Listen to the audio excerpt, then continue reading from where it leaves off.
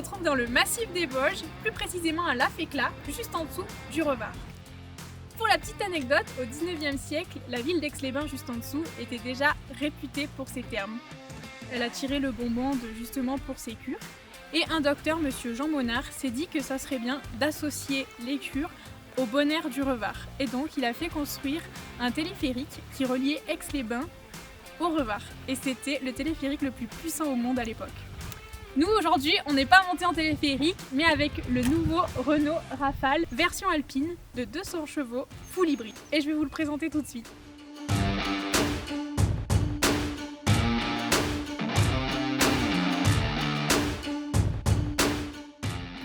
Pour ce SUV, on est sur les mêmes plateformes que le Austral et l'Espace. On est sur des dimensions à peu près similaires avec une hauteur de 1m61, une largeur de 1m87 et une longueur de 4m71. Comme vous pouvez le voir, ce SUV est assez imposant, il a des lignes fuselées, un design musclé. Il faut savoir qu'il tire son inspiration d'un avion de compétition nommé le Renault Caudron Rafale. Ce SUV est disponible en 3 versions. On a la version Techno qui a un petit peu moins d'options et la version Atelier Alpine qui est plus équipée. Passons à l'avant de la voiture.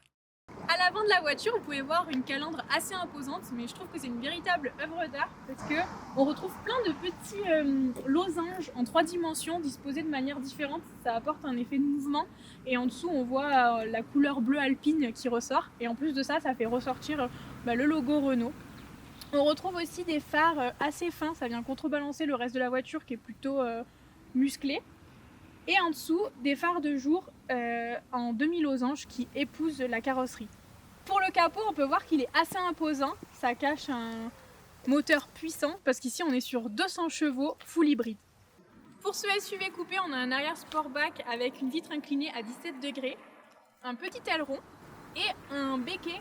On a aussi des phares allongés qui renforcent le côté sportif de la voiture.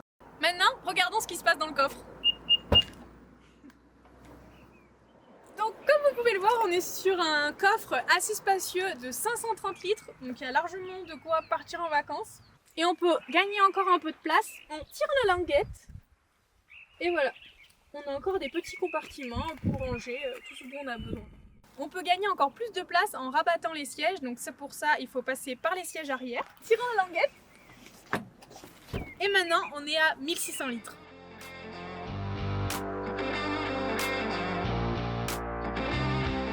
Derrière le volant, on a un écran de 12,3 pouces en affichage tête haute. Donc ça c'est assez pratique parce que ça permet de profiter de toutes les informations importantes sans avoir à quitter vraiment les yeux de la route.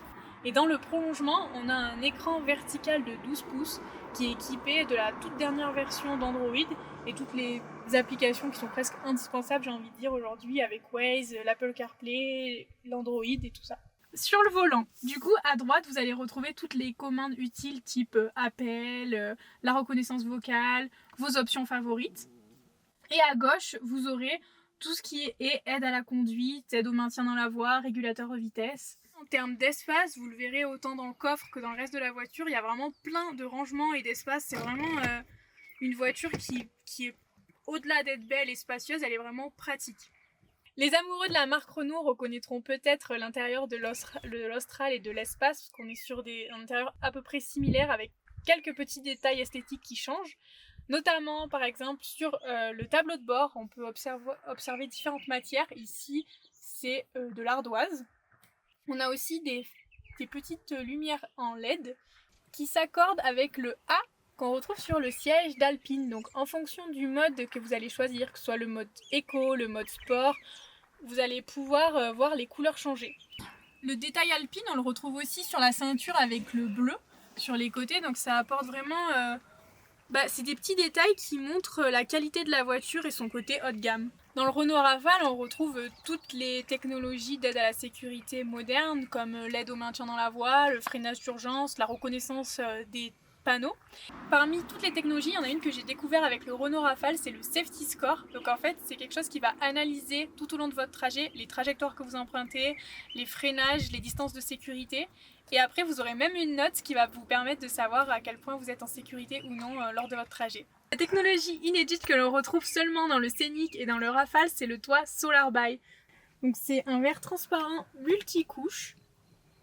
Grâce à une technologie unique, ce toit intelligent ajuste instantanément sa transparence par des simples impulsions électriques.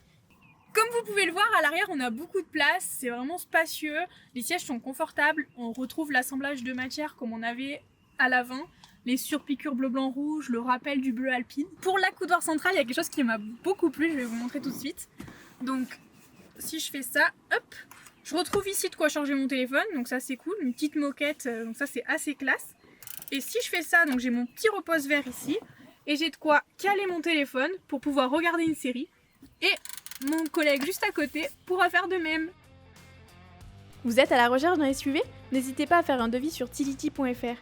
Nos équipes sont à votre écoute pour vous aider dans votre projet et trouver le meilleur leasing.